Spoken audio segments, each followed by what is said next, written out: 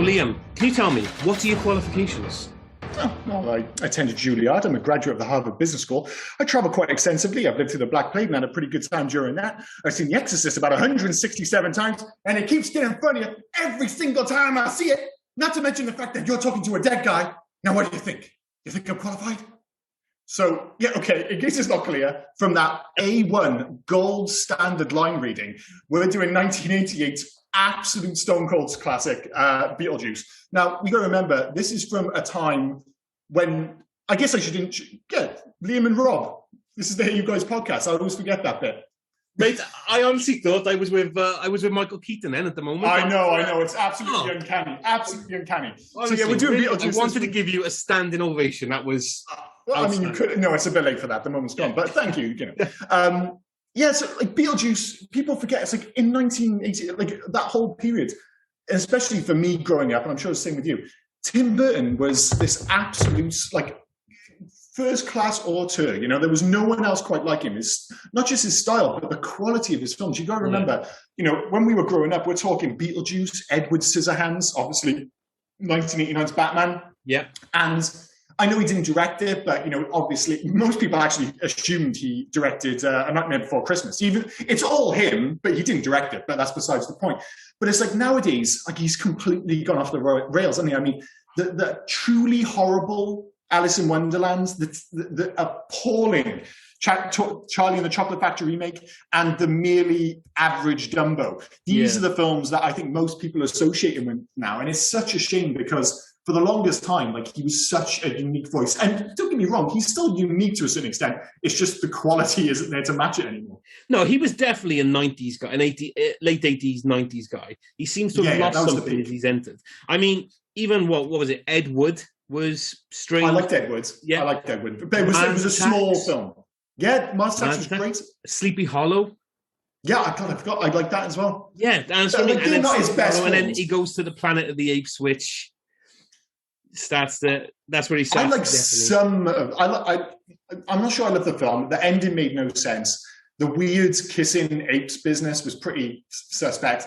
But like the effects in that film, the actual like I don't know what the suits or the makeup that they used was absolutely unbelievable. Like it still holds up. You see Tim Roth, like he's fantastic enough. There's good stuff in it, but it's not a great film. Mark Wahlberg's horribly miscast.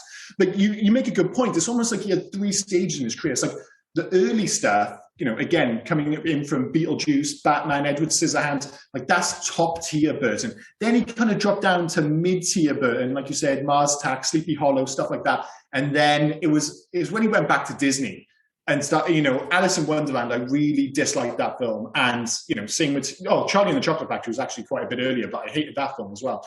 And he has had some good films kind of snuck in there in between. I really liked what was it? Frankenweenie. That was, I mean, it wasn't a big hit. I really liked that, and Corpse Bride. And they're probably the 2 most quintessentially Tim Burton movies of his later career. And they're still pretty good. So the magic's still there. But, you know, I guess... Sorry, I'm just saying minus a few, though. It's Johnny Depp as well. Like, those two together... Yeah, they had magic at the beginning, and now they've just both turned into weird people. Like, just because you put Johnny Depp in your film doesn't going to make it good. And you've already listed them off: Alice in Wonderland. What was the other one you said? Sorry, Charlie and the Chocolate Factory. Yeah. And then he did the one where Dark Shadows. That was okay. I know a lot of people hated Dark Shadows. I thought it was okay. But yeah, I mean, it's one of those things that makes me, and again, I guess I'm jumping ahead to legacy very early doors here, but one of the big questions is, and if you look at IMDb, the next film listed under Tim Burton is Beetlejuice 2. There's no date on it, but that's the next film. Yeah. And I'm not sure if it's going to happen, and to be honest, I'm not sure if I want it to happen, because, I mean, the thing is, we're talking about him and Johnny Depp here. Do I want to see Michael Keaton as Beetlejuice again? I mean, yeah. So much. And it's one of those things you forget about this film is that it's called Beetlejuice. Beetlejuice, obviously, Michael Keaton as Beetlejuice, who's one of my favorite performances of the decade for sure. He's only in it for 17 minutes. And this is a short film. It's a 92-minute film, and he's only in it for 17 minutes. I read 14 and a half. Oh, well, I read 17. Either way, it's not much. He is in it for 16% of the movie. Yeah. And he doesn't Pretty show up much. until like 20 something minutes in. And even then, it's only, you don't really see him.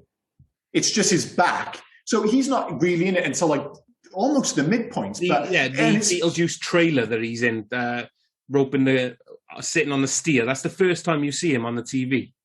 Well, you actually see him just before. You see him before that, but it's his back when he's going. That's what I mean. But no, when you see him properly. Oh yeah, when you see him properly. Yeah, that's a great advert.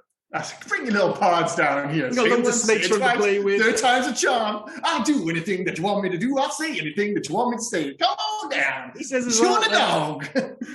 For every bioexorcism, you get a free possession. And that is the thing. Watching this film again, there's so many cool little jokes. There was one, even when I was watching it, I didn't notice it. What's his name? Is the dad's name Charles Dietz? Yeah.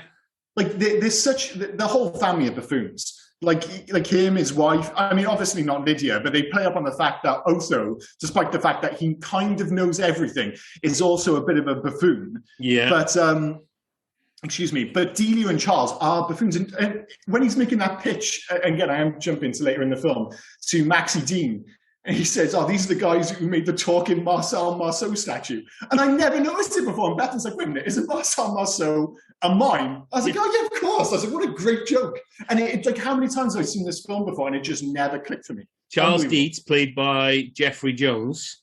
He knocks out the park. Who is a very bad man. He is a bad man. He's a very bad man. Not going to go into it on this podcast. No, there's don't no know what need, I'm on about. Feel free to Google him. There's not enough. I don't know enough about him, and he's not a big enough a part of this film for it to even be remotely distracting for me. I've got to be honest with you. Like, I know he's a bad person, but I can remove him from the person he is. Like, I don't, when if someone's so famous that you have an insight into what kind of person they are, then you hear these things and you're like, it's hard to remove them. But I didn't know anything about Jeffrey Jones before. Okay, now I just know he's a wrong'un. But I'm like, it has no impact on how I feel about Charles. Unfortunately, it's still not going to stop you watching Ferris Bueller's Day Off. No. Even that weird, I loved it as a kid, that John Ritter one, Stay Tuned. Mm-hmm. Where I've not seen it. I know the one you mean, though. They jump through TV channel to TV channel, and he played the devil or some sort of demon in it, Jeffrey Jones. But he's a wrong one. But we'll move on because he is good in this. As the dad who all he wants to do is relax. Yeah. And it is one of the things about this film. And as we go through these movies from the 80s, obviously this is like our 12th, 13th episode, whatever it is. Yeah, I think it's 13th. The one thing that stands out for a lot of these films, and obviously for the most part, we're doing films we love and films that I would say are mostly objectively very good. Not all of them, but mostly. And the one thing that makes most of them stand out is the fact that they have great ensemble casts. And I don't just mean in terms of actors and actresses. Like, these films give them all something to do. Everybody has a moment. Even the smallest characters, even the guys that they bring, the couples that they bring to dinner. It's like, what the hell is, what's his name? Robert Goulet. Why is Robert Goulet the famous crooner in this film? But even his small role as Maxie Dean, like, he lands it. Like, he has memorable lines. I loved it when he was on the phone to Charles. Yeah. And then Charles had to hang up. And as he hung up, he just, putz or something like that. Putz, yeah, it's a great line. Putz. And again, he's the one, when he delivers the Marcel Marceau line, it cuts to Maxie Dean, like, just pulling his face. Yeah. And when, like, Lydia rags on Otho, like, she's like, what do you mean? You can't even, like, change a tire? Again, it cuts to him, and he's the one who has that, just that little smile. But it's, again, all these characters have their little moments. But of the main cast, you're talking Gina Davis, Alec Baldwin, Jeffrey Jones, Catherine O'Hara, who is, going back and watching it, she is the one that stood out for me. Yeah. Glenn Shaddix as Otho. Obviously, we mentioned Robert Goulet as Maxie Dean. They're the kind of big hitters. And obviously, Winona Ryder as Lydia Dietz. Every single one of them is bringing their A game, without question. You say that, though. Famously, Alec Baldwin hates his performance in this film and doesn't like the film. See, I'm not surprised. It's a weird performance in many respects. And it's right from this film's a weird film. Like, don't get me wrong, like, going back and watching it and maybe watching it with a more, critical eye, I suppose. the one thing I said, I was like, I can't believe this film got made. It's weird as fuck. It's tonally all over the place. It has no interest in making a coherent story for the most part. Like, the rules in this film, all over the shop. Even Beetlejuice at one point says, listen, I don't make the rules. Like, because none of them make sense. They keep breaking the rules that get established. Everything is geared towards delivery and style. It's basically just, this is all the stuff Tim Burton wanted to see up on screen. Like, and I'm sure he made this film after watching the film Dune, however you want to say it. June. Yeah. That's the second time I've come up in a conversation about June today. Very odd. Anyway. I mean, I've saw that film a long time ago, but there's sandworms and stuff in that film, isn't there? Yeah, sandworms. I'm not sure. Yeah, they're from Acranis? I can't remember the name of it. Anyway, they're not from Saturn like they are in this film. So yeah, pretty fucking odd. But yeah, he's just, he's thrown Harryhausen style special effects. Even like you see Delia's models. I wonder, it's like, are those just Tim Burton's models? And he's just, I want to put them in my film, so I'll just pretend that Delia created them. Because in terms of her character, those statues make no sense. They make no thematic sense with her character whatsoever. There's no suggestion in any part of her performance that would suggest, she's the kind of woman who makes these bizarro, otherworldly models. You only get a brief glimpse of it from her. I was going to say dealer. He's not a dealer. He's her agent, is it?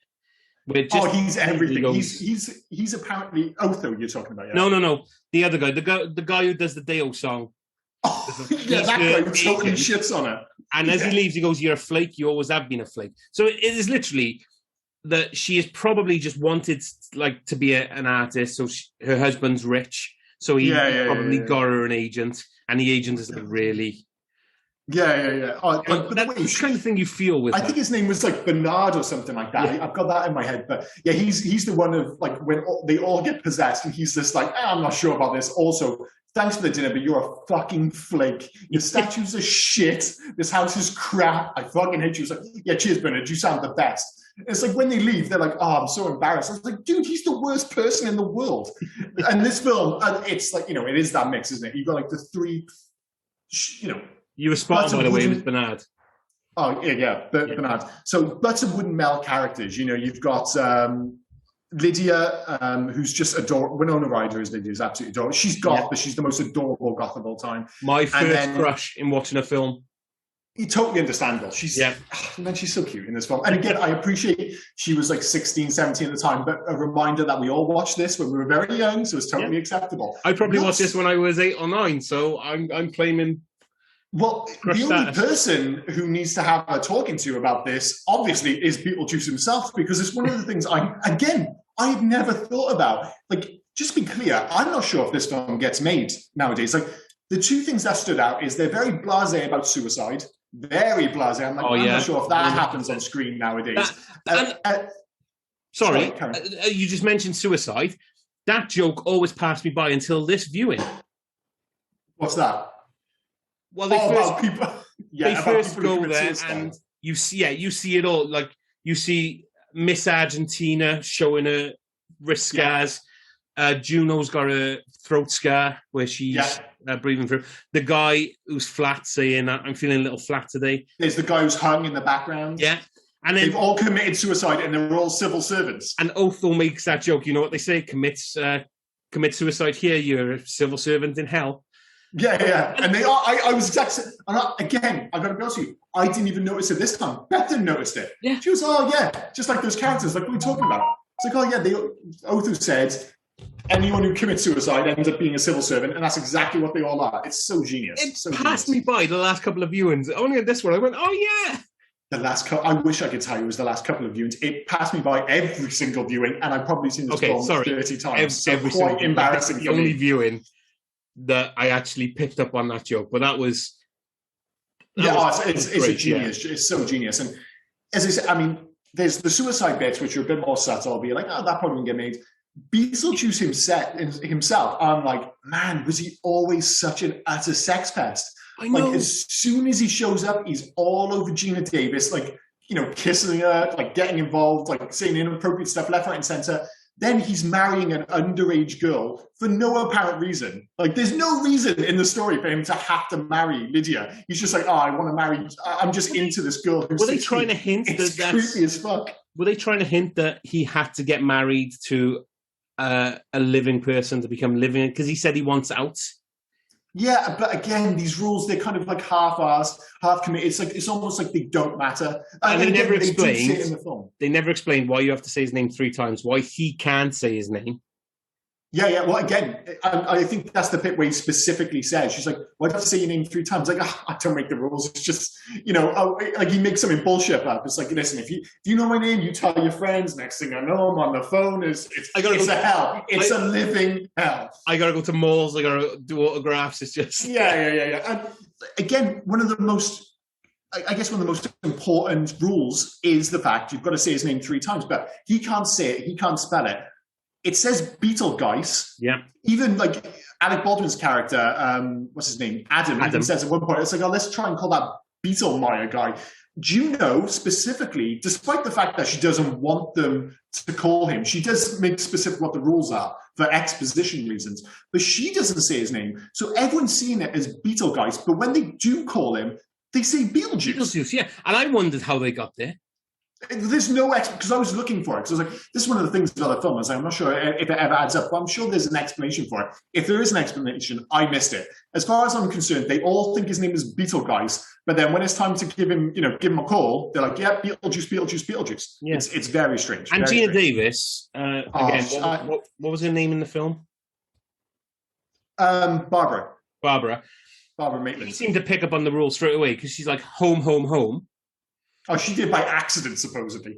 Because Adam's like, how did you do that? And they're like, I don't know. Yeah. She's like, home. It's like, okay, you just lucked out on that. Again, it doesn't matter. We've only got 93 minutes. We want to keep this thing rolling. So I guess we should actually get to the structure of the film at some point. And, okay. I mean, one of the first things, before we get to that amazing opening shot and the music, is this film, going back and watching it, is the speed of it. Yes. It's so light on its feet.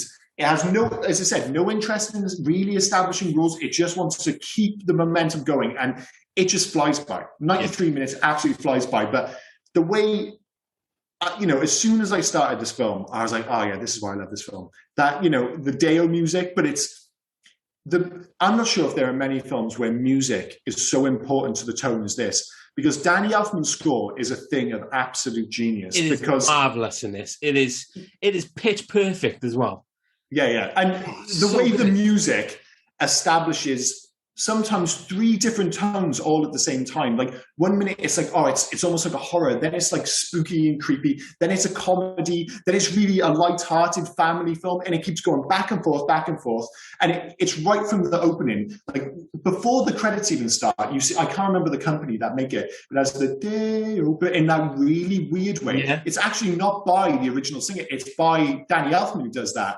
But then the music comes in, and as the shot goes over that amazing shot over the model city, it's suddenly upbeat, and so it's like, oh, well, this is quite jovial. It's like, what kind of film am I watching here? And that is the thing. What kind of film is this? I have no idea. But that shot of the town, that aerial shot of the town, is such an 80s cinema moment. We've said it in so many previous episodes as well about how they look like Beetlejuice's model village. Yeah. And you get Danny Elfman's score as the camera is panning through the model village. Mm-hmm. It is, as you've already alluded to, it is one of the best opening shots. And the 80s, again, seems to be riddled with these amazing... It reminds me a little bit of The Burbs, which obviously we've already covered, with the way the camera comes in on the city. It reminds me a little bit of The Shining. Obviously not quite as creepy as that, but then it delivers that quintessential... American small town is the reason I think growing up I fell in love with the idea of American small towns because of all these movies that I watched, like even The Burbs and The Suburbs. I know, but you think of Back to the Future, you think of this. Obviously, we mentioned we've covered what's called Monster Squad in the past, which has a similar vibe. The Goondocks, another one, and these picture perfect little towns, and it feels like a place almost out of time. When we get to it, and there's that great shot when the spider crawls up over the house that they're in, and then it cuts to him picking it up and slowly dropping it out of the window into the actual town. It's this amazing shot which I'd never really noticed. You're missing something there when he picks up that spider and says, "You're a big one, aren't you?" No shit. Yeah, he's pretty casual about it. Spider looks like that. Yeah, it's a bit of a monster, but I guess you're out in the sticks. I suppose he's pretty cool about it. But maybe God, I would have burnt the model village down, literally. So you're not a spider guy then? I'm not a spider fan. No, I can deal with spiders as long as they don't have the fur. Once they get that big, they got the big asses because they're carrying some poison. They're the ones I can't be dealing with those. That thing had a big ass. Oh, okay. He did have a pretty big ass, but it worked for the shot anyway. It worked for the shot. The shot was beautiful. I still would have burnt the model village down. Fair enough. But yeah, maybe this is why Alec Baldwin, because obviously he's been asked to play it a certain way, and the same with Gina Davis. And you come into this film and you've had this really weird intro with the music and the spider, and then you're introduced to Adam and Barbara, and they're both lame. They've done. I always had a big crush on Gina Davis growing up, and I watched this film, and I'm like, why? Because they do everything in their power to make her look unattractive, like with the really dowdy dress with the apron on, and they're so lame. Like they give each other gifts for who the fuck gives each other gifts for vacation? Gifts. Yeah. And they're the worst gifts. Like she gives him, what is it called? I wrote it down. A Mancurian tongue, which is a finishing oil for furniture, and then he gives her what? Lining paper. Like lining wallpaper. I thought it was weird. I couldn't tell if it was lining paper or wallpaper, but needless to say, as gifts go, man, it's not the most exciting. They are a couple out of time, aren't they? Even their style, the way the house is decorated, it's so 60s. But the town is as well. Like I would actually go as far as say 50s. Like I don't think there's anything more small town 50s America. And again, going back to Teen Wolf. What does the dad own? A fucking hardware store. Owning the hardware store is that classic, timeless American hardware store next to the barber who sits outside waiting for his customers to come in. Yeah. Just talking nonsense. The firemen washing the fire engine. Oh, the most old-fashioned looking the most 50s. If you say in 50s, the most 50s fire engine you've ever seen. Absolutely.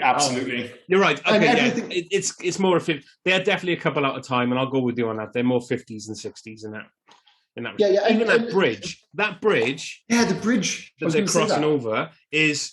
It looks like something out of. Did you ever see Lawless with Tom Hardy, Jason Clarke? Yeah, I've seen that. Yeah, it's okay. Yeah, I'm just on about the final. The spoilers for anyone else seen it. The final shootout on the bridge. Mm-hmm. That's the bridge, and that was set in the 20s, wasn't it? So yeah, but even the way it's like coloured, and again, it leads into this whole idea that this is this idyllic small town. It's like it's painted perfect reds. Like I doubt that bridge existed as it was. I'm sure they painted it for the film, and it's one of those things. Watching the film again, I was like, man, they die really fucking quick in this film. Yeah, really, really quick. They're dead before. Like right, they get established as being pretty lame. He's doing his little.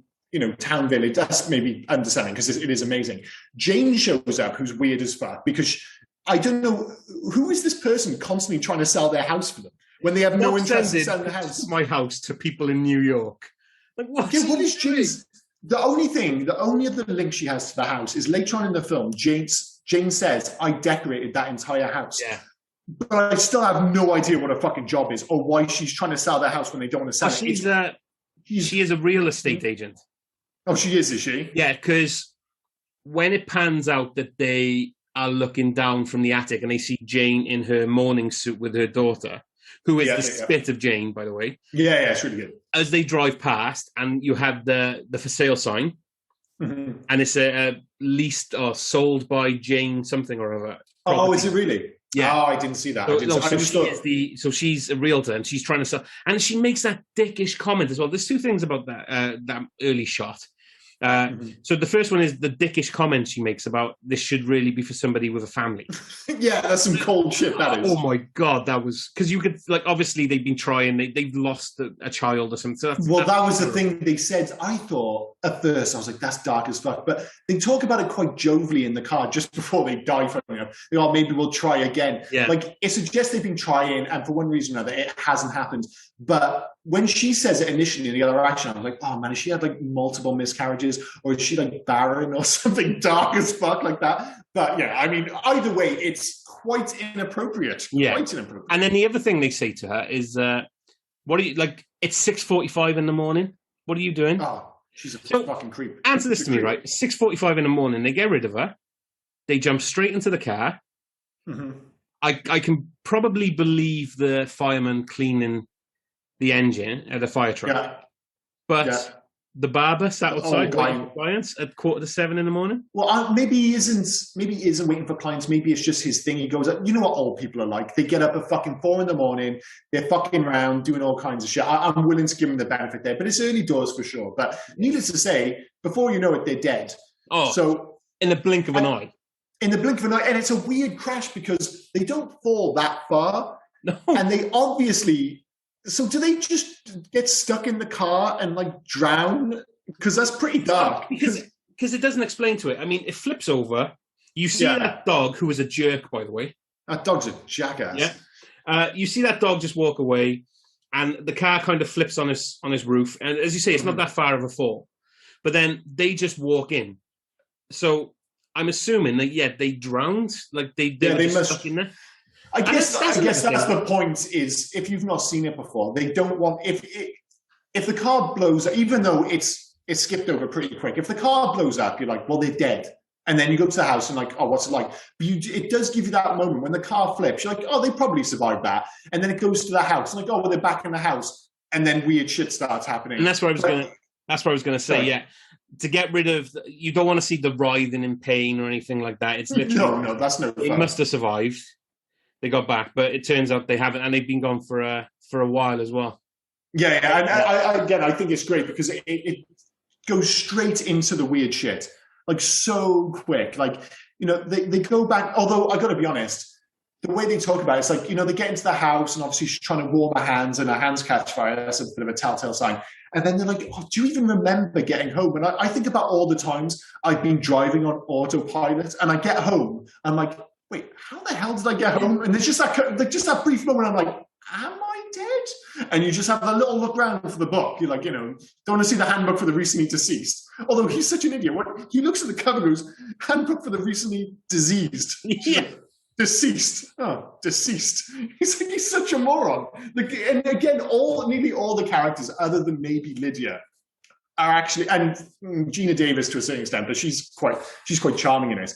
But yeah, they don't spend some long time establishing the fact that they're dead. They're just straight away, hand catches on fire, can't see in the mirror, go out the door, you're in fucking Saturn with sandworms. Yeah. It's insane how quickly all this happens. It does, like we've said it before, it is quick. It travels, this film, straight away.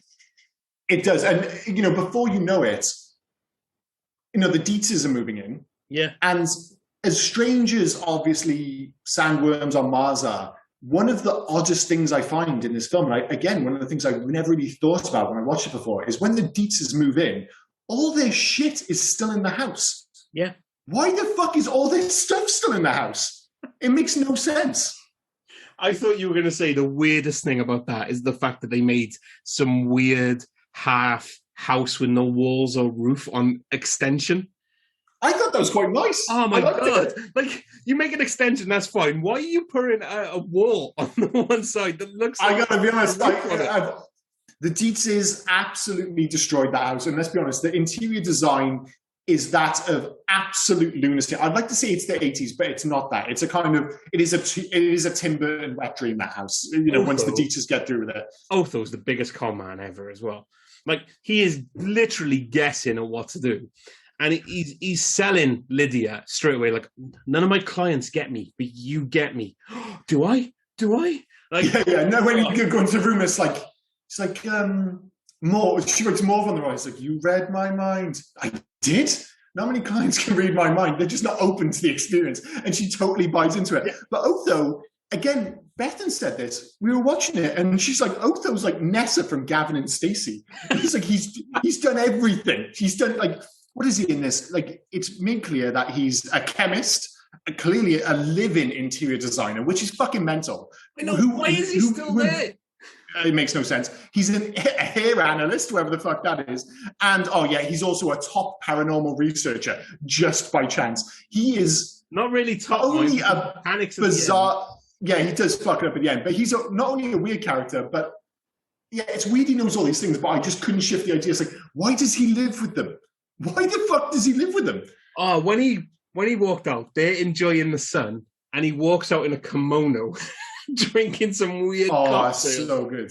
He has so many great moments. So many great moments. Yeah, you've read all that. He had a background in interior design, is skilled in chemistry, served briefly as a hair analyst, also knows a little in paranormal matters until the bottom dropped out back in the 70s. Oh, I didn't know that. I don't know, like he just dabbled in these things. He's an absolute bullshit artist. But yeah, he again, he's just one of these characters. He could have been a nothing character, but the actor whose name I'm forgetting, Glenn Shaddix. He who recently died not too long ago, and actually had the song Deo played at his funeral, which is fucking awesome. I mean, obviously it's sad that he died, but what a cool song to have played at your funeral, especially obviously if you've been in the film. I'd say it was a cool song to play at your funeral, even if you hadn't been. We know where his favourite film was.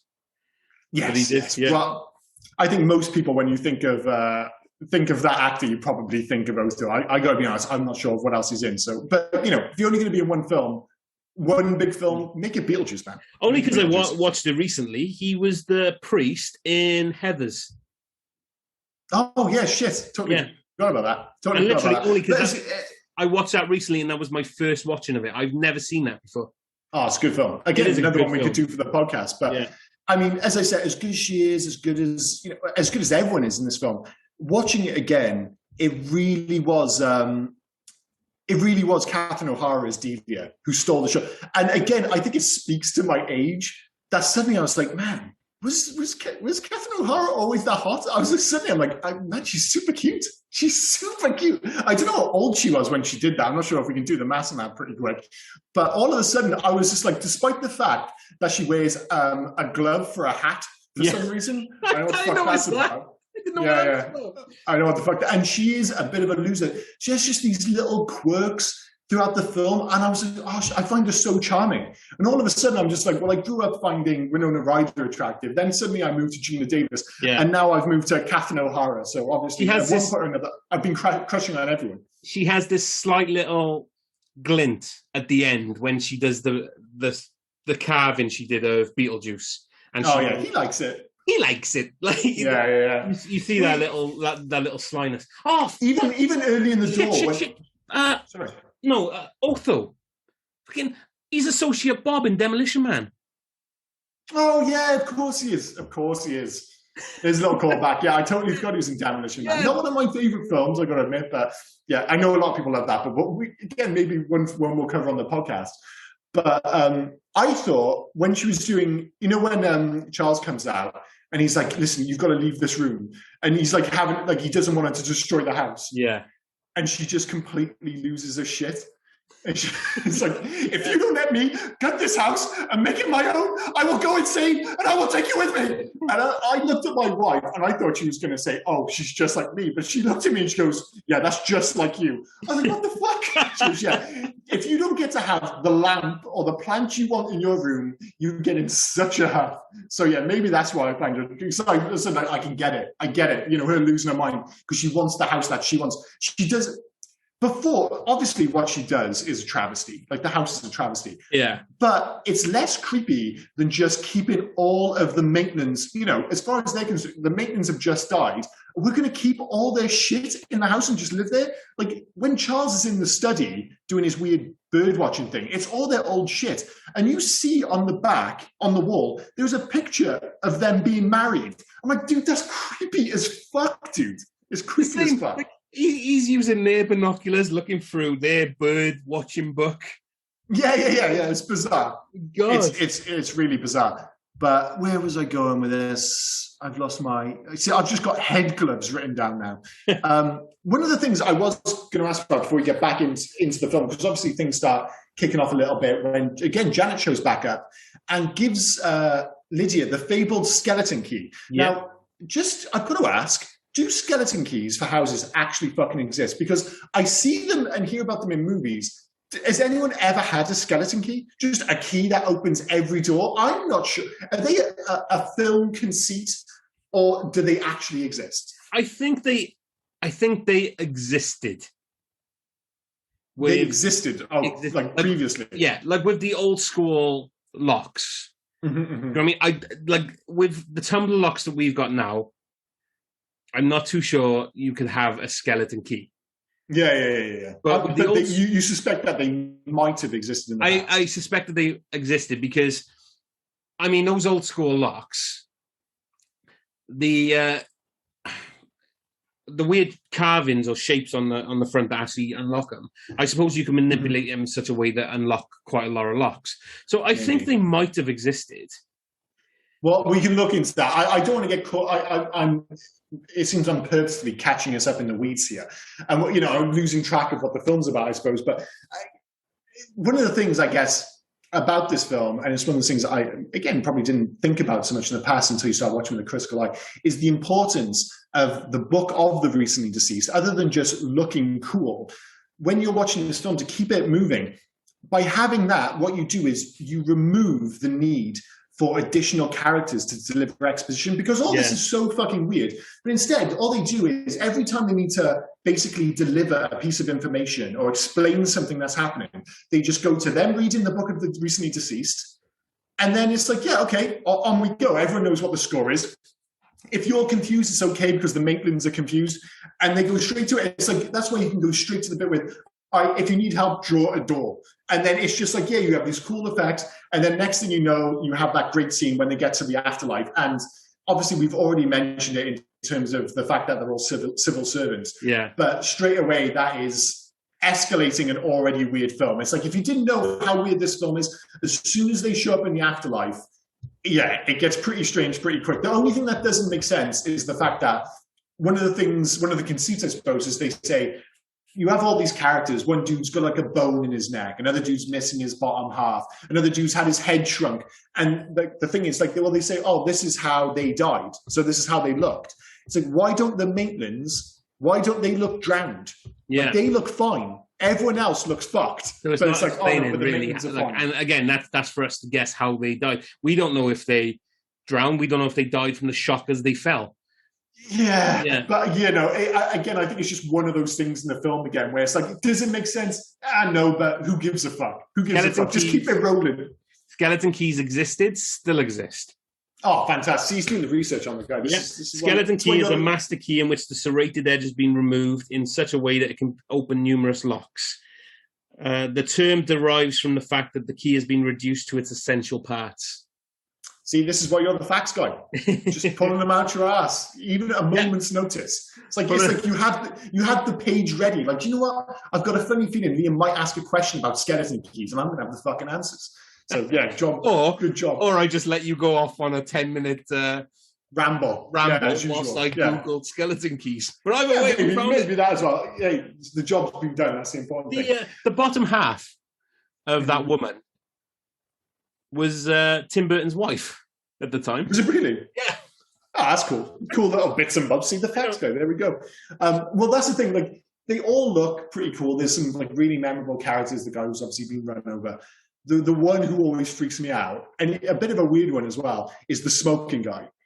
Because it's not just the fact that he's like charred to a crisp, it's the fact that he's twitching while he's smoking. Yeah. That's like that little touch where I'm like, oh dude, why is he twitching as well? It's so gross. Well, he says, I'm trying to quit. I think mate. I think it might be a bit late.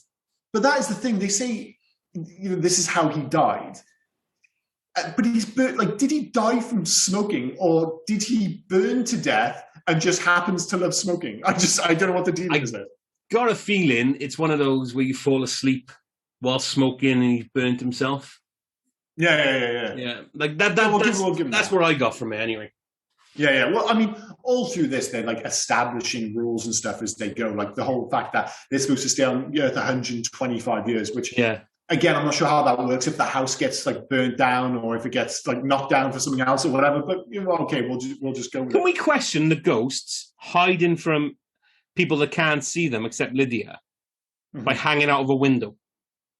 That makes no sense. Again, just how dark it is early doors. Like, the whole point is they're not really supposed to know what they're doing. Yeah. But some of the stuff that they do to try and scare them out before they realize they can't see them is pretty fucked up. Like, again, is this a family film?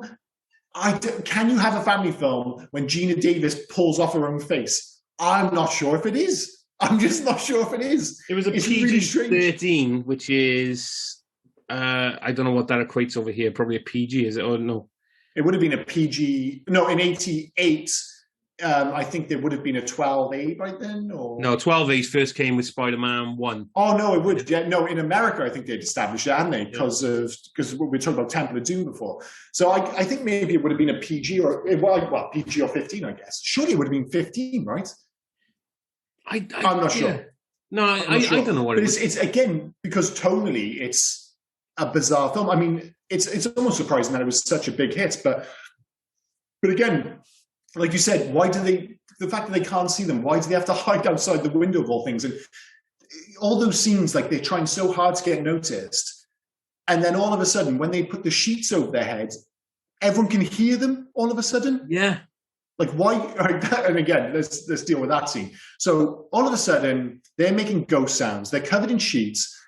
The parents can suddenly hear them for reasons that aren't explained. And then Lydia, who starts banging the wall, she thinks those ghost sounds are her parents having sex. I know. Which is pretty fucked up. So then she comes out into the corridor, presumably still thinking that they're busting a nut. And she starts immediately taking photos of their weird sex games. I'm like, dude, that's your parents, man. What happens if they had been? What happens if your dad's hanging out the back end of your mum there and you've got it all on Polaroid? On Polaroid as well. That's coming out. It's developed in the moment. I just don't think she's thought it through. How did Beetlejuice in 1988 get away with a PG rating? Oh, yeah. It's like PG. It's unbelievable. She is literally in one bit holding his severed head. Yeah. Yeah, and I mean, when she rips her mouth open and her eyes pop through. Like, Jesus. And just to be clear, that's another one of those perfect examples in this film of, because obviously they go back to Juno, their caseworker, and she's saying, use your skills and stuff. And they've already established that they can't see them. So she then, I don't know why pulling her mouth open or him pulling his eyes out is any different to who pulling her face off. And it's almost established as pointless because they do that. They walk back through that magical hallway in the land of the dead. They go back to their house and immediately they abandon the look because Lydia shows up. So again, it's just one of those moments. Like Tim Burton's looked at it, it's like, listen, I just want him to have a weird head where his eyes are looking to his hands. And it's like, okay, does it make any sense for the story? No, but it's going to look fucking awesome. And you know what? It's absolutely right. It looks amazing. Well, that claymation took like 2 days to do. Apparently. Oh, I bet. I bet. That in Juno's office, that was one of the best lines. When the football player comes in and goes, Coach, I don't think we survived that crash. Like, duh. How would you guess?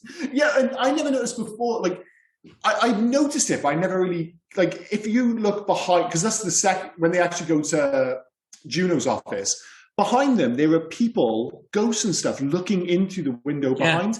And supposedly that's supposed to be like a cinema audience, but a cinema audience of ghosts watching the film. It's all very strange. Again, quite nonsensical, but it's just a cool little visual touch. But yeah, that doesn't make any sense. But it does have that bit. Well, it's actually, I think, their first visit to the afterlife when they're walking through that corridor with the always very well-informed, always there janitor. And you have just that really rare moment of darkness when the blind comes up. And there's all those like super creepy looking ghosts. And again, you're talking about a PG film here. Yeah. Like, oh, what's that? And he's like, oh, they're exorcised ghosts. That's death for the dead. And I'm like, oh my God, that is some dark shit right there. And it's like, yeah, move along. It's all in the handbook. Does it need to be in the film? No. Is it awesome? Absolutely. It is great. It is all of it. That's like that really long hallway, the fact that it twists and turns. It's all just quintessential Tim Burton. It is. I was going to say, it's just so Tim Burton. It's not even funny. Most of it, I can imagine he's just got sketches and he's just like, I want to put this in a film. But do you know what the amazing thing about this is? And again, it goes back to earlier points. We've been talking about this for like 35, 40 minutes now. And we haven't mentioned Michael Keaton. We haven't got to Beetlejuice. So let's get to, and obviously before we do, I wanted to say, we'll have 17% of the podcast like the film of Michael Keaton, Beetlejuice. Yeah. Get there. Before they bring him in, we've got to actually mention Dale. Like Dale. That scene is amazing. Tim Burton didn't think that scene was funny and thought that people would hate that scene. Oh, it's an absolute again. If you mention Beetlejuice, that is the scene that people are going to bring up. That is the. It's weird because it's got the amazing score, but it's got two songs, both by Harry Belafonte, Shake Sonora and the Banana Boat song.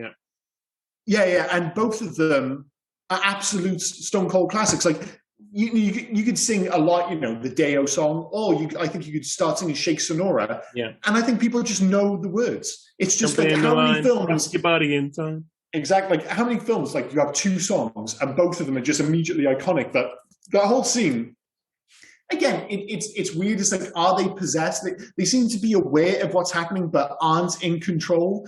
Again, I guess it goes back to Beetlejuice's ability to throw his voice and all that. But it's not Beetlejuice, is it? It's it's them, isn't it? Of course, it's the Maitlands. But that's why the Maitlands don't know what they're doing, right? People can't see them. Good. Yeah, people can't see them, but they were able to possess 6 people. Yeah. They didn't possess Lydia, so they're able to possess 6 people, get them to do a musical number. And then get perfectly placed shrimp to become weird monster hands. Weird monster, the weird monster hands are pretty bizarre. The whole scene is again quite strange, but it just comes out of nowhere. And again, it all rests on Catherine O'Hara. Like she's in the lead. She's having so much fun doing that. She is so much fun. These cool little moments for nearly everyone around the table where you get like a little hint that 1 minute they're like, wait, what am I actually doing? And then all of a sudden just letting themselves go and being like, oh, I'm actually quite enjoying this. Yeah. It's like, well, it's odd that I'm quite possessed, but also the music is just kind of taking me. When Otho turns the ice bucket upside down and just starts playing it. Calypso drum. When they all stick their butts in the air and just those weird lines, highly deadly black tarantula. It's like, yeah, okay, why not? Why not? Just like, what's the weirdest song we can put in the weirdest film? Yeah. But all right, let's get to the Ghost with the Most then. Ghost with the Most, yeah. So I would argue that obviously we've seen hints of him and he's in the advert, but in terms of a real introduction, it's got to be up there. I mean, I'm not sure if it's quite Lawrence of Arabia, but there's something about the grass when they dig him up that just looks. I just love the look of that grass. But when he flies out of the grave, the one thing as I said before, is surprising how quickly and how aggressively he is as a sex pest. Like it's like 90% of his shtick. 90% of his shtick is him just being a little bit fucked up with the ladies. Sure. I picture that's what Harvey Weinstein was probably like. Yeah, but probably a little less charming. Because that is the thing, like that character, and especially nowadays with the way things are, you look at that, and it could land horribly. That character, Beetlejuice, in the wrong hands would be an absolute fucking train wreck. But Michael Keaton is so good. He's at the same time, simultaneously, somehow absolutely repulsive, but utterly charming. 90% of his lines were ad-libbed as well. It's unbelievable because I like the energy, like non-stop. And I don't think the fact that they're ad-libbed is unbelievable because I'm just not sure if he has a bad line in the whole film. And I'm not sure if it's the writing or how much of it is the delivery. Because again, I mean, the fact that he's ad-libbed, obviously it's not the writing. But, excuse me, his performance is quite unlike anything else I've seen. Yeah. I don't think there's anyone, you can't compare it to anything else. There's just Beetlejuice. There's no other character even remotely similar in cinema. There's just not. I loved it when he's in the model village and he goes, where can a guy who hasn't had any for 600 years go in a place like this? And then Dante's Inferno, I wrote it down. Just appears. It is Dante's Inferno. It's actually just before that. It was one of Dante's Inferno room. Yeah, it's just before that. I've used it so many times. Like, oh, I'm feeling a little anxious. Just like all the ways to say I'm feeling horny, to say I'm feeling anxious. I love it when he's got the spikes out. Dance, that weird shimmy dance he's doing. Towards the weird devil hookers. Even I remember like growing up, and again, I guess this going back to his first appearance was. The bit with the tree, I always remember it because, and this will be something of a recurring theme through a lot of these films, censored scenes from 80s films when they were being shown on ITV. Yeah. And it's the bit when he's like, you're working with a professional here. And he kicks over the tree and he's like, nice fucking tree, nice fucking model. Yeah. And just the different ways that they censored that when I was younger. But because there's not actually all that much swearing in it. It's like that relatively comes out of the blue. But again, you're talking about an F-bomb in a PG, which is bizarre. He also, and again, this is something of a long-running, I guess, thing. Again, you got to remember in 80s films, a lot of the stuff you'd see from America, we didn't know about, and there was no way to Google it. You got to remember, it's like this would be my only thing, the only thing I knew about these products, and it was like the same with Twinkies in Ghostbuster. I remember seeing Egon eating a Twinkie in Ghostbuster, and for the longest time I was like, one, what the fuck is a Twinkie? And two, I really want a fucking Twinkie. Zagnut? And it was this Zagnut. I was like, what the fuck is a Zagnut? I was like, I totally want one. And then one day I finally found out what a Zagnut was, and I was like, oh, I don't think I want a Zagnut anymore. It's like, it's coconut and something else, man. I had it written down. I'm going to try and find it amongst my array of notes. While you're looking for that, it's that important. Everybody's waiting to find out what's in a Zagnut. While you look for that, because I wanted to mention that scene with the Zagnut, that fly. Because the fly's not making any noise. He's just going, hey, come over here. I got a Zagnut for you. And as he grabs the fly, you just hear the fly going, help me. Yeah. I got something good. Yeah, again, it's just all those little lines throughout where he just has like a little twist on the dialogue. Did you find what it was, Zagnut? No, I still haven't. I haven't. I keep coming back to just me writing all these notes about, oh, wait. I have got it. Peanut butter and toasted coconut. Wow. Man, that is, I'm not sure if that's a combination I'm particularly keen on. Yeah. It just looked weird because I looked it up today. I was like, what the hell's in the Zagnut? Like the bar, like it's not a chocolate bar. So what the fuck's on that? I was like, coconut and peanut butter. I'm not sure about that at all. I'm not sure. So I'm happy to live with my memories of Zagnut before I actually found out what they were. So, and let's be honest, even Twinkies. I was like, I finally had a Twinkie, and I was like, it just kind of tastes like a Swiss roll. Yeah, and that's and the fact it can't spoil. Yeah. Well, it was like, and again, you get all these American shops all over the place now. But when I was younger, like, if you found a store which sold Twinkies or American shit, it used to cost a lot of money. Yeah. So I remember I spent like £5 on like a handful of Twinkies. And I had the first one. I was like, oh, dude, it just tastes like a Swiss roll. I could have bought like 17 Swiss rolls. Do you know how cheap Swiss rolls are? They're fucking giving them away at the supermarket. You put that Twinkie in, you just want to do the Animal House joke with John Belushi, don't you? I've never actually seen Animal House, unbelievably. No. There's a Twinkie in his mouth. He goes, I'll do an impression for you. Shoves a Twinkie in his mouth. His cheeks puff up and he goes, punches his cheeks, pops it out and he goes, I'm a zit. Get it? Yeah. I see. I'm worried that's going to be one of those films where, because I didn't watch it growing up, I think this is more so maybe with comedy than any other genre. If you didn't grow up with it and then you go back and watch it now, it can be rough. It was like I had that. It's going to be dated. I mean, I watched it early 2000s for the first time and I enjoyed it, but it was dated.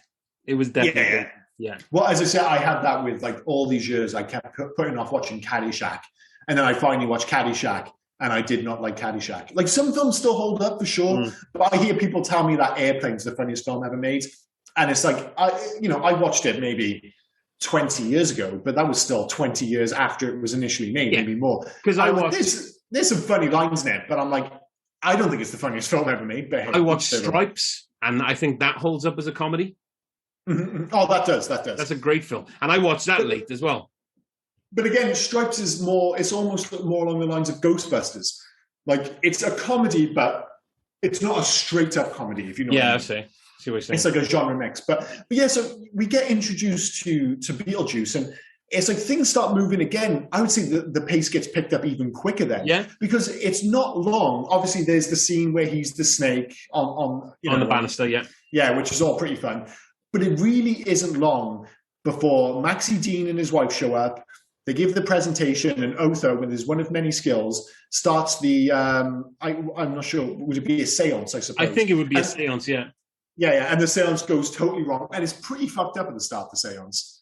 Because the way they start just kind of like aging immediately, and like a hand starts crumbling, a foot falls off. I'm like, oh man, you can see the way everyone's just like, it's all fun and games, but they look, it's like, oh, dude, Otho, you've got to stop this. It's like, I can't. And it is a great way to get Beetlejuice back into the film. Maxie Dean's line was quite thought-provoking now, where Winona Ryder's going, stop, you're killing them, and Maxie Dean goes, you can't, they're already dead. Yeah. Well, I think that's more to prove the fact that Maxie Dean's maybe a bit of a dick and he just wants to see it. I don't think he really gives a shit. But it's only then, I would say, that when in terms of the image and what people think of as Beetlejuice in popular culture, that isn't established until that we're talking about the final scene of the film here, basically. You know, there's a little after bit, obviously, with the musical number. This really is the finale to the film. And suddenly she goes to see him, and he's sitting there on the gravestone, and he's wearing the famous striped suit. And just for that scene, but that is the suit that everybody and he doesn't even wear it for much of the scene. He's wearing it there. He turns into the giant carousel ride. He apparently kills Maxie Dean by shooting him through the roof. Nobody seems to mention the fact that Maxie Dean and his wife are quite dead. It's just strange that he comes out. It's like, what should I do to Maxie Dean and his wife? I'll kill them, sure. And like Otho tries to run away. It's like, what's the worst thing I could do to Otho? I'll put him in a really dodgy suit. Like a powder blue suit. Yeah, and you can see Otho. Oh, it breaks his fucking heart. Breaks his heart. He just wants to be back in his goddamn kimono. Well, not just a suit, mind. A suit that is like 2 sizes too small for him as well. Yeah, it's pretty tight. But yeah, you get, obviously, then you get the scene, you know, the whole reason that Delia has been making these statues is so that you can have his Harryhausen, they come to life moments. Yeah. But then, basically, you know, you think, oh yeah, he's wearing the classic Beetlejuice suit. And then he turns it into the wedding suit. Yeah. He wears that suit for all of, I would say, 3 minutes of screen time, max. And it's like, yeah, that's done then. He's just wearing the... Yeah, and then all of a sudden he's wearing the wedding suit. And it probably is. And then all of a sudden, you're like, oh yeah, he's trying to marry that 16-year-old girl. This is pretty weird. Yeah, it is odd. And again, into this whole, I'm not sure what the deal is, but again, it's a super energetic finale. It's like, it suits the film perfectly. Like, it doesn't hang about. It doesn't there's nothing big, important about it. It's just silly. It's just fun. It's all about Beetlejuice. You've had this big build-up to Beetlejuice, the character. He has all these great moments, all these great line deliveries in the last, all squeezed into like 4 or 5 minutes at the end of the film. And then all of a sudden he's eaten by a sandworm. Yeah. Does it make any sense? How is Gina Davis's character riding a sandworm? We don't know. How does it come back through the ceiling of the house? It makes no sense. Does anyone care? Do we fuck? And then I just love, as an audience, you're sitting there and you're like, what the hell happened? And then you look at all the characters on screen and they all look at each other. They all look at the weird little gremlin priest guy and everyone just kind of shrugs like they're like, I don't know what the fuck just happened. And then it's done. And then it's just, Beetlejuice goes back to the afterlife and everyone else lives happily ever after. They have a song, credits. Unbelievable. Here's one for you. That preacher. Do you know who played that preacher? Did someone play the preacher? Yeah. Okay, no, I have no idea. Tony Cox, who probably is most famous for being the partner in crime on Bad Santa, the elf. Oh, is it really? Yeah. Or also the guy that knocks up Jim Carrey's missus in Me, Myself and Irene. Again, another classic performance. I actually really like that film. Yeah. That film gets a lot of shit. I really like Me, Myself and Irene. He was played by Tony Cox. So once again, getting a small person to fit into the suit. Just to be clear, that's another film which would never get made today. There is no way in a million years that Me, Myself and Irene gets made in 2021. Oh, no. God, not no. A fucking... all the jokes about the black baby... making fun of somebody with a mental disability. It's just, even the stuff with the cow, I'm sure somebody would be upset about. He beats the shit out of the cow. Even the Vagisil joke in the... Oh, I love that line. It's so good. Somebody's making a loaf of bread and it smells like sourdough. Oh my God. I think that might be my favourite all-out Jim Carrey comedic performance. Like, he has a lot of fun with that. Yeah, like, don't get me wrong. Like, I liked Ace Ventura when I grew up, and he's great in The Mask.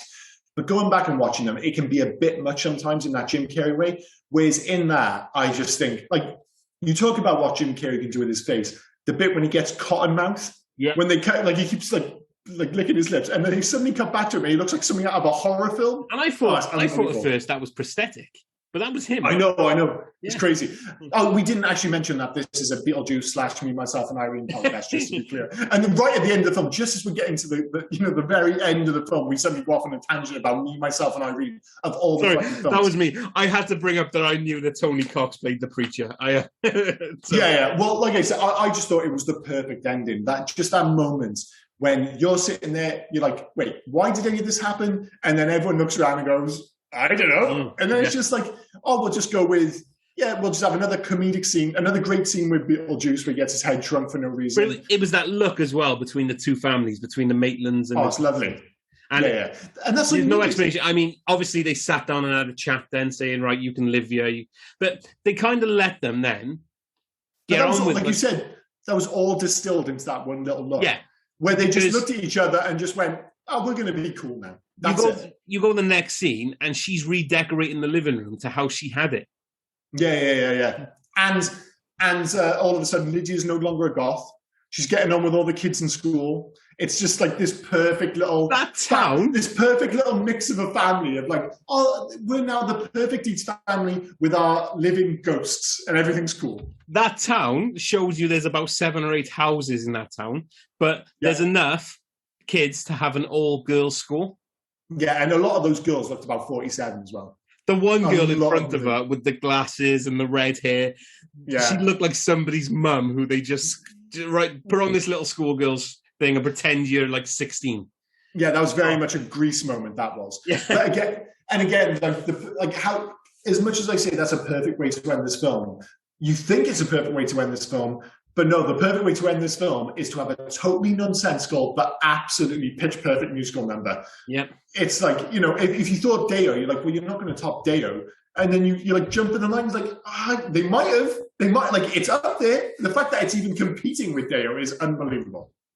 But yeah, like 2 musical numbers, the film, as I said, I was amazed going back and watching it, just how fast paced it was. I couldn't remember it being just 93 minutes.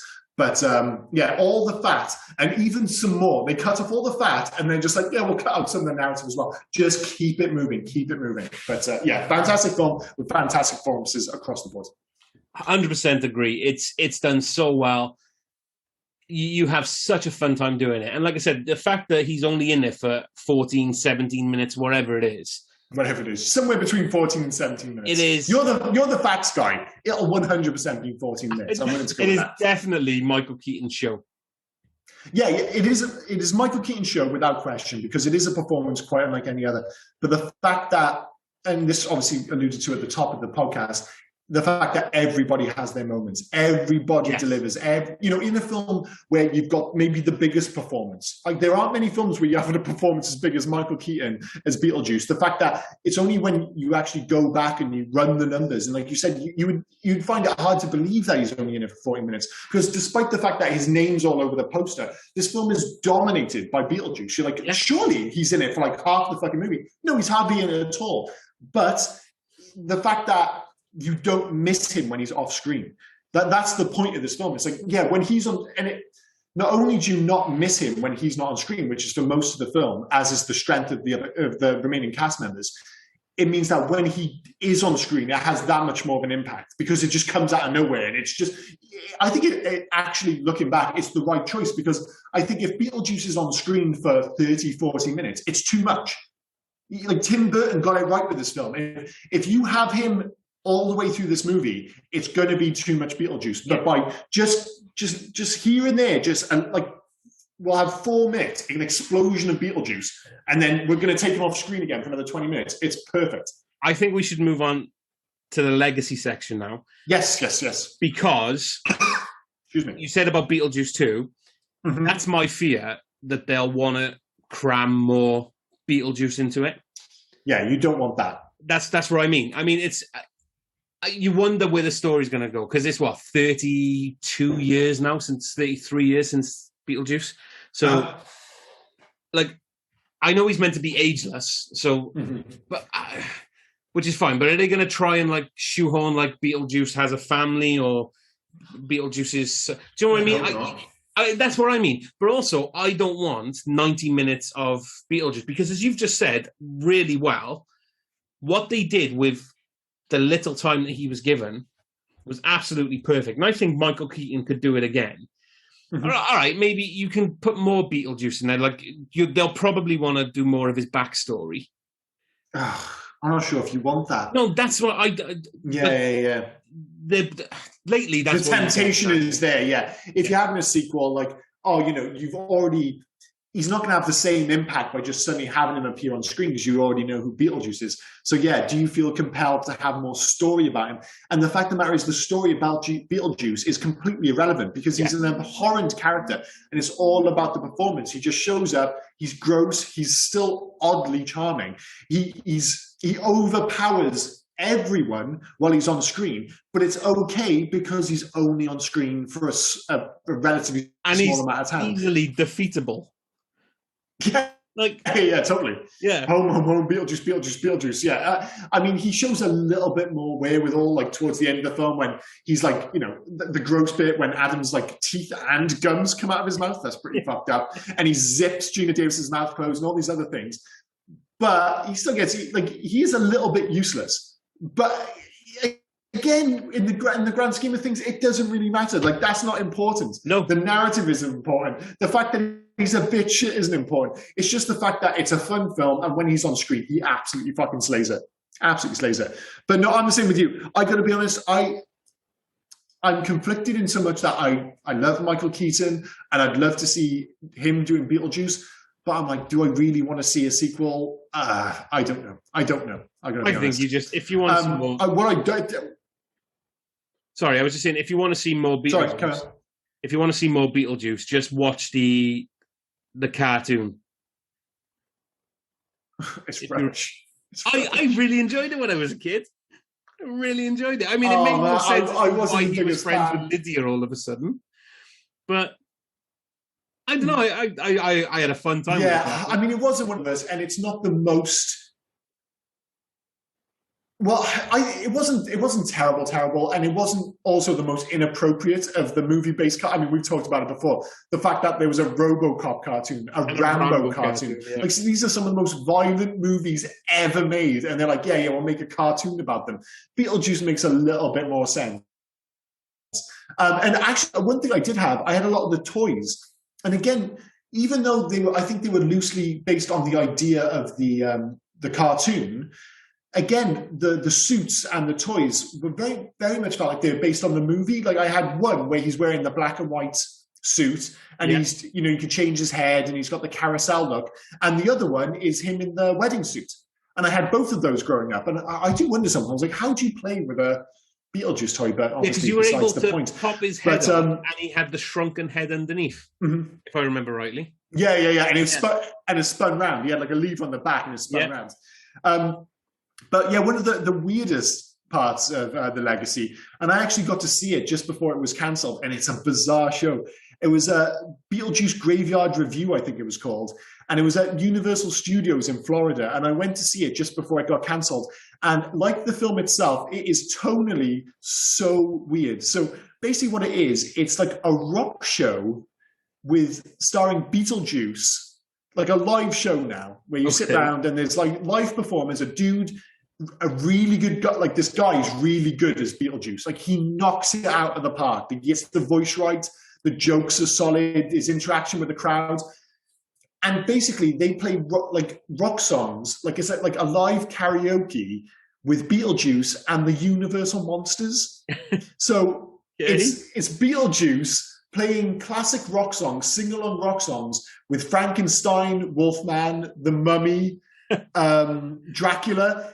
And it's really bizarre because all the other monsters are just kind of playing it for family-friendly laughs. But like Beetlejuice himself, Beetlejuice is very much the frontman of the band. And his material it's like that weird borderline thing, because we're watching it at like 1 o'clock in the afternoon on a sunny day in Florida. And there's loads of kids there.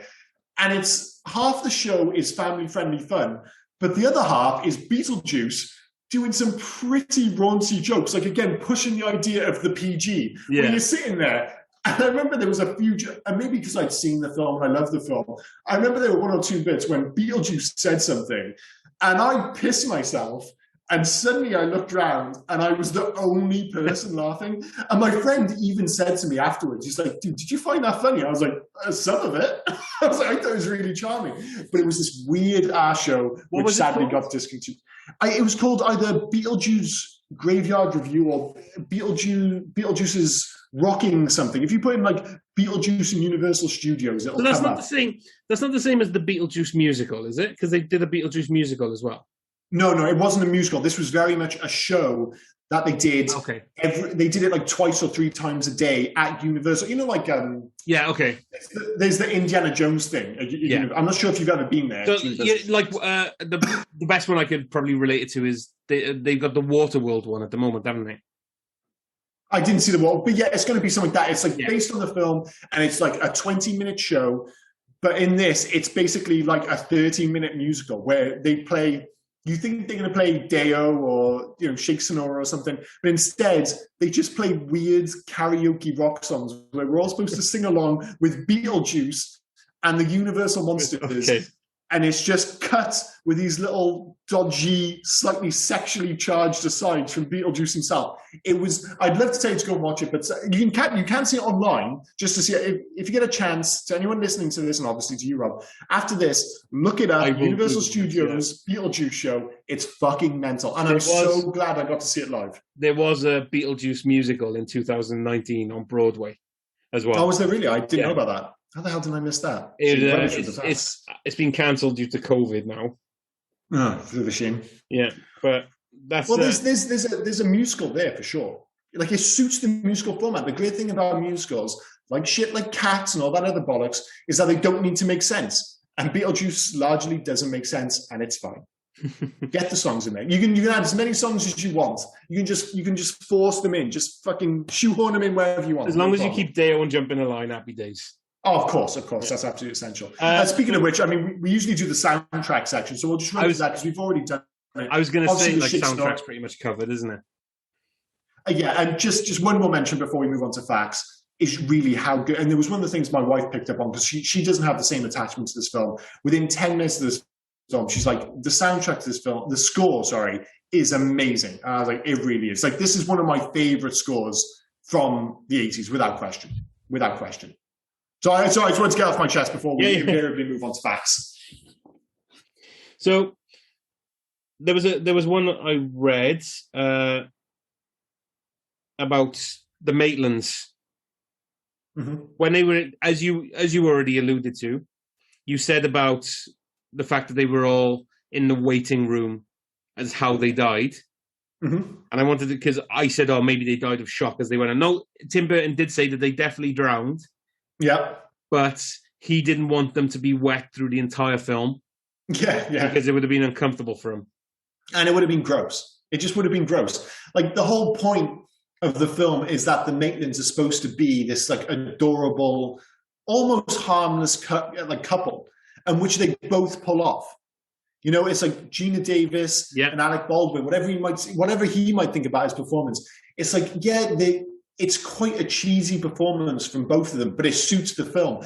And that performance doesn't work if they're soaking wet or if they constantly look drowned. You know, it just doesn't work. So I think that makes sense. I gave the claymation, I said 2 days. I did her a disservice. It actually took them 1 week to create that. Oh, okay, fair. Well, again, those are great moments. They're very old-fashioned effects, even for 88. But they work in this film totally. It won a Saturn Award in 1990 for Best Horror Film. A Saturn Award of all things, considering that part of it is indeed set on Saturn. Yeah, but, it's not a horror film though. No. So Heather Langenkamp was considered for the role of Lydia. Obviously, Heather Langenkamp is most famous for playing Nancy in A Nightmare on Elm Street. Alongside Johnny Depp. She's quite iconic, but I don't think she's necessarily the best actress. I think they've done well to pick Winona Ryder for sure. Yeah, Miss Argentina's full sash can be seen with the year 1939. Oh, cool. The movie is set in 1988. She has been working in the Netherworld reception for 49 years. That's what you get for suicide, sadly. Yeah.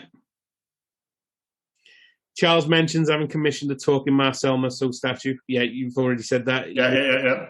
Silent. Actually, we'll give props to your wife for that one. Yeah, I didn't notice it, so that's all my wife. So there's one that is fantastic, but before I get to that one, Angelica Houston was originally meant to be Delia, but she was ill and couldn't come in for filming. I saw that, and it's one of those weird ones because I love, as I've already mentioned, I love Catherine O'Hara in this. I think she absolutely knocks it out of the park. But if you tell me that this film, she's going to be replaced by Angelica Houston, you're like, yeah, I can get it, especially as Lydia's mum. Because, when you think of Angelica Houston, obviously now you think of the Addams Family, you think, the perfect Gothman, but maybe she would be a bit too, I totally buy Catherine O'Hara as this kind of try-hard wannabe artist from the city. I'm not sure if I would have bought Angelica Houston as the same character. So I like the idea of her as the mum, but I don't think it actually works quite as well as Catherine O'Hara. So I'm glad they went with Catherine O'Hara. 2 more for you. All right. So Beetlejuice's black and white striped outfit suggests he is a prisoner to the curse that's befallen him. Oh, yes. Good shot. Yeah. So that might explain why he needs to get married, because it's a curse. So maybe... fair enough. Yeah. Do you know who Tim Burton approached to play Beetlejuice before Michael? I do, actually, and it's fucking mental. At one point, Tim Burton considered Arnold Schwarzenegger for the role of Beetlejuice. Oh, shit, I didn't know that. I did not know that at all. Oh, yeah. No, I've got a different one. He approached Arnold. The Geffen Company didn't want him. The Geffen Company were the producers. He felt that Schwarzenegger's reputation at the time as an action star people wouldn't take it seriously.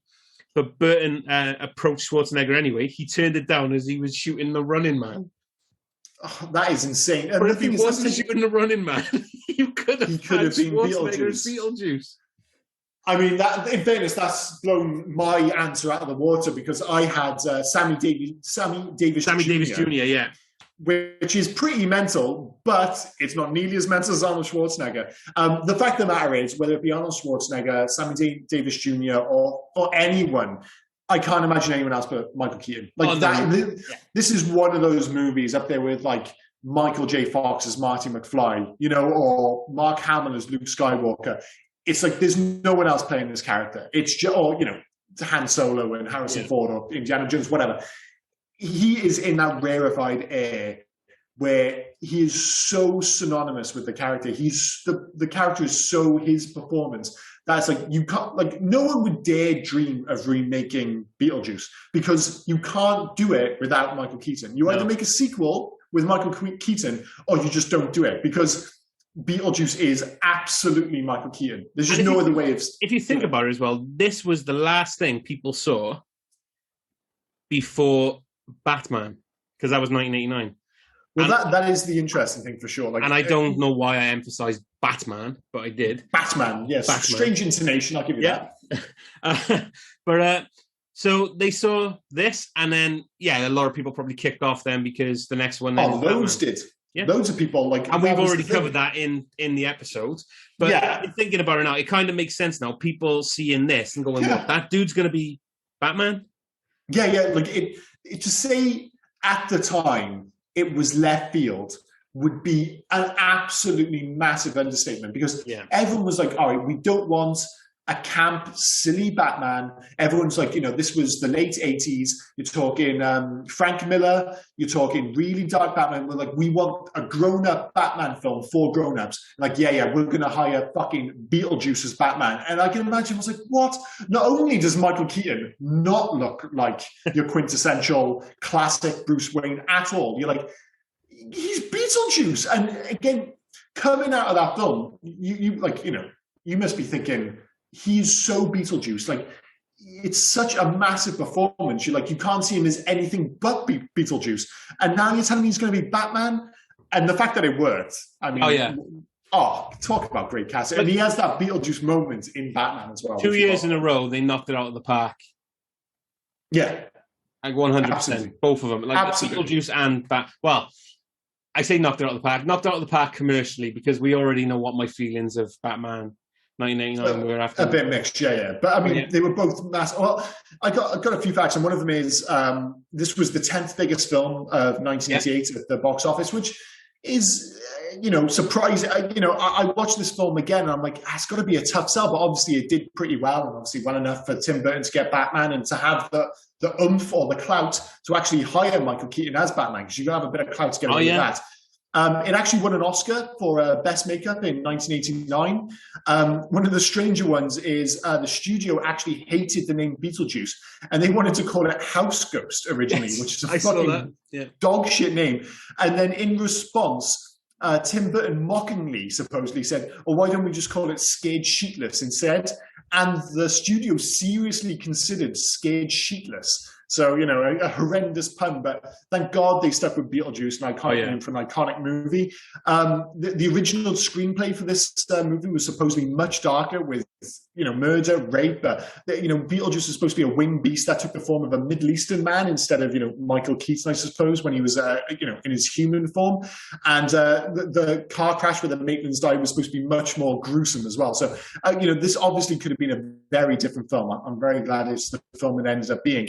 And one of the alternate endings for this film was that the Maitlands at the end of the film got shrunk down and actually lived in the model house that he's built of the house. Oh, okay. So you see them wallpapering and decorating the house as they wanted to, but it's actually the model house in the fake city.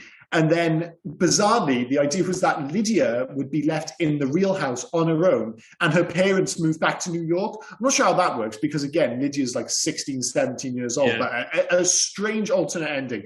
Again, I think I prefer the one that they went with for sure. But, that's pretty much all I've got for facts. Yeah, I've covered a lot of the ones that I thought would be beneficial. There's loads of facts, but a lot of them. Yeah. We're not going to cover them all. But I think in the interest of time, we should move on to the one that you're very good at, the video game section. Video games, yeah. So this is basically the last section now. So usually, there were actually a couple of Beetlejuice video games. There was very much a Beetlejuice game on the NES based on the movie. It was made by Rare, of all things, those famous of GoldenEye and Banjo-Kazooie fame. Yeah. It's not a great game. It's not a classic, like most NES games of the era. It was just a dodgy platformer.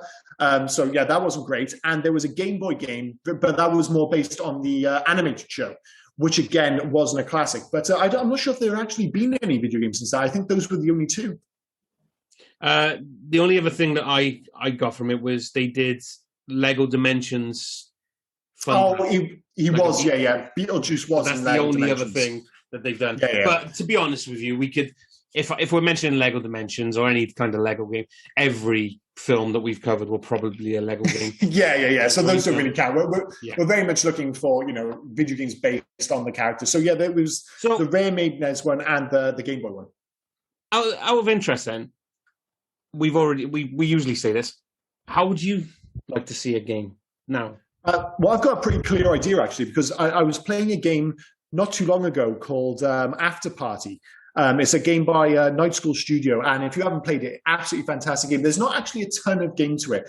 It's very narrative-driven, but it's basically a game where, again, the two characters die, or they at least end up in the afterlife, hence the after party, afterlife mix thing. And the whole point of the game is for them to get, they want to talk to the devil to get out of the afterlife, to say it's been a mistake, whatever. And the only way they can do it is by getting drunk with the devil. So you spend the whole game trying to get into the devil's party. Okay. And then I don't want to say spoilers again, but actually narratively, it takes some really interesting turns towards the end of the game. But in so many ways, it actually reminded me in little ways tonally of Beetlejuice. And I thought that's probably the best way to do it. This idea that you don't play Beetlejuice, you'd almost have that exact game. It's like, you've ended up in the afterlife, and for some reason, the only way you can get out of it is by talking to Beetlejuice. And the only way you can talk to Beetlejuice is by getting into Beetlejuice's party. So basically, you just have the same game. You just replace the devil with Beetlejuice, a couple of twists, and you've got the game that I think would actually work. But I think it would be a narrative-based one. I don't want to have an action-adventure game where I'm controlling Beetlejuice, or we're giving the fucking Maitlands guns, or any of that bollocks. So, yeah, I think it would be a narrative-heavy adventure game where you're looking for Beetlejuice. So, for me, again, I wouldn't want to play Beetlejuice, but no. I think it would be another one where you're trying, I guess, to escape Beetlejuice in the vein of Hello Neighbor. Oh yeah, I know that. I know that. Yeah, it's a good show. Hello Neighbor. I had him here. It was by Steam, by the Steam Greenlight program. I'm trying to think of the people that producer. I can't. I'm not It's as good weird as you, the because developers. it's bizarre with Hello Neighbor because it's Sorry, one of those Dynamic games Pixels developed it, there we go. and published by Tiny Build. But Hello Neighbor is a game where you're trying to escape your neighbor who's trying to kill you. Yeah. In basically in the the easiest way to explain it possible. Mm-hmm. But it's just it has that foreboding feel where you turn around any corner or anything and your neighbor's going to find you. And even the art style is slightly off in that slightly Tim Burton-y way almost, isn't it, in that game? I've never actually played it. Is it actually good? I've only ever played it like quickly. Like if I've never played it myself. My friend played it and I was watching him play it, but it was but I always go back to that, the way that looked. And as I was thinking about how I would want to see a game, I would want to see it kind of like that. You know what I mean? It just it had that feel, that feel. And if you're trying to escape Beetlejuice and everything, and especially if he can turn himself into any of these traps or anything yeah. Well, it's like the one thing I think we can both agree on, whether you know, with either, they're obviously slightly different games, similar looks, but yeah, different games. But the main thing, and it's like the film itself, is that the one thing you don't want is too much Beetlejuice. Yeah, it's like you want Beetlejuice there as something that can potentially show up and will show up, but you don't want to be controlling Beetlejuice. You don't want Beetlejuice to be the leading, like the drive behind the story. You just want Beetlejuice to be there. Beetlejuice is this thing that can, you know, this big part of this, whether it be the movie or in this case, a video game, that shows up every so often, has a big impact and then disappears again.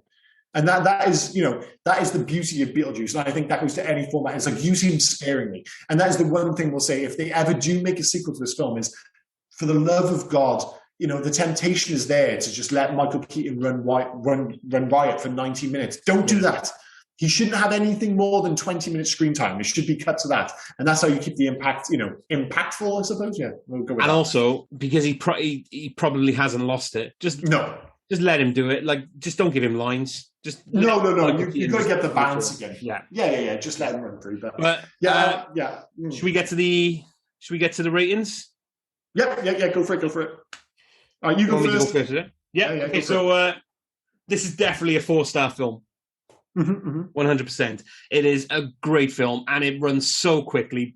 You don't realize how quickly it's going because you're just enjoying it every step of the way. I mean, I don't think that, as we've talked about this for the last hour or so, we've actually said a lot of negative comments about it. It's just, it is a great film. And like the fact that we keep going back to it, Michael Keaton's not in it for long at all, but he steals the show. And it's just a great film. It is definitely a 4-star film for me, and I would highly recommend it to others. Yep. There's no more I can say about that. As much as I love this film, I think it is a 4-star film. You know, I don't know, because I sometimes I think, is it a 5-star film? But I don't think it's quite there because, as I said, narratively it doesn't really make sense. Sure, I don't think it matters, but it's not a perfect film by any stretch. Like, because I think it's too obsessed with its own, you know, just keeping the narrative running. You know, and as I said, so much of it, they're fully aware that it doesn't make sense, and they just brush it off at every turn. And the confidence with which they do it allows the film to keep going. Like, you don't bother asking questions because they're constantly telling you, it's like, don't worry about it, it's fine, we're just going to keep moving. So yeah, it's a 4-star film, but it's the very best 4-star film. It's a 4-star film of the highest order, and one, as you said, more importantly, in this instance, like, would I encourage other people to go and see it? Across the board, 100%. Like, it doesn't matter the fact that this film was made in 1988. Even some of the effects which look quite dodgy, I think they look quite dodgy in 1988. In this instance, it all adds to the charm. It all adds to that Tim Burton-ness of it all, you know? It's like it is so Burton-esque, it's ridiculous. Instead of, like, when you see those Harryhausen effects or the stop motion effects, instead thinking, oh, that looks old, you'd be like, oh, that looks a bit like Nightmare Before Christmas or The Corpse Bride. It just looks like all these things over the years, you know, because he's such an auteur, and the fact that when you see a Tim Burton movie or a Tim Burton drawing even, you just immediately, you're just like, well, that's Tim Burton. You don't have to be told, you just know it. And everything Tim Burton is in this film. I'm not sure if there's a more Tim Burton film. The only one which might be more Tim Burton is maybe Edward Scissorhands. But this is really up there. And as I said, it's utterly unique. Over 30 years after it was initially released, there is nothing even remotely like this film. And I don't just mean Michael Keaton's performance as Beetlejuice, and to be clear, there has been nothing like this. But from the opening shot to the end, this film is weird, it's utterly unique, and it's totally worth watching. And it's super, super charming, despite the fact that he is a bit of a sex pest, which we're going to let slide. So it's fine. So yes, 4 stars, but a glowing 4 stars, and go and watch it. Yeah, couldn't have said it better, mate. Cool.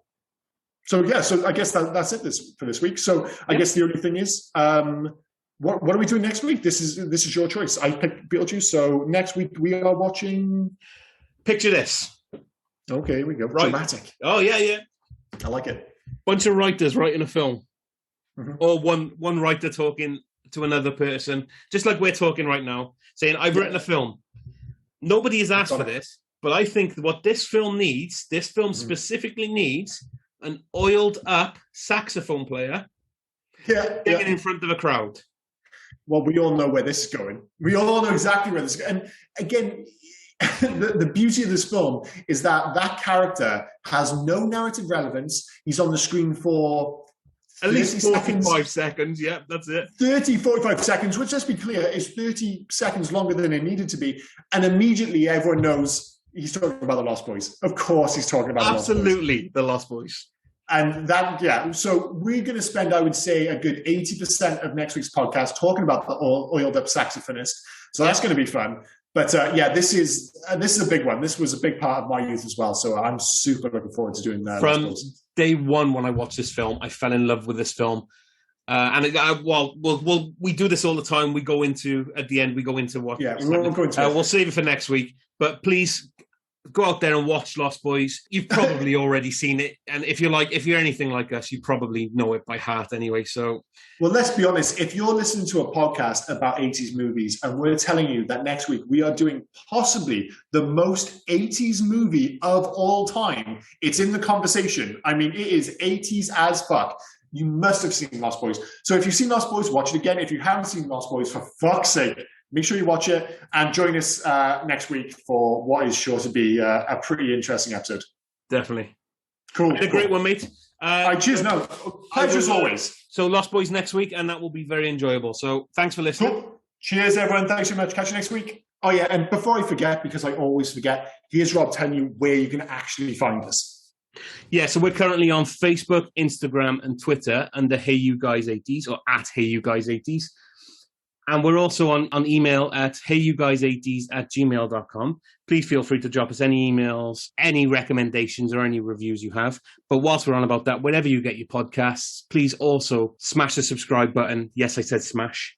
It's fine. Don't worry about it. It's fine. Leave us a review and leave us some 5-star ratings as well. But make sure they're 5-star ratings.